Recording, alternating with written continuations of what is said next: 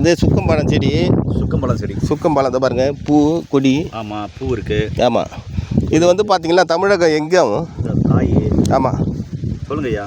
இது வந்து தமிழகம் மட்டுமில்லை ஆந்திரா மாநிலம் உள்ளிட்ட அனைத்து இடங்கள்லையும் இது வந்து வயல்வெளிகளில் இந்த அறுவடை முடிந்ததுக்கப்புறம் வரப்பு ஓரங்களிலும் வரக்கூடிய ஒரு காய். இது தென்னாட்டு பக்கம் நிறைய வரும். இது சுக்கங்காயின்னு தென்னாட்டு பக்கம் வத்தல் கூட போட்டு சாப்பிடுவாங்க.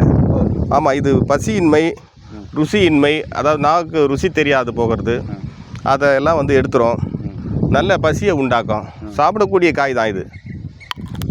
இந்த பாருங்க, இந்த மாதிரி சாப்பிட்லாம். இனிப்பாக இருக்கும், கொஞ்சம் உப்பு சுவை இருக்கும். சுக்கங்காய் வந்து உடம்புக்கு நல்லது. அது சாப்பிட்டு என்ன டேஸ்ட் இருக்குது சொல்லுங்கள். உப்பு சுவை, இனிப்பு.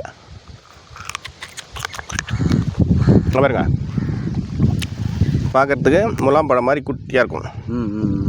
இதான் இதுதான் இந்த மூலிகையா? சுக்கங்காய்.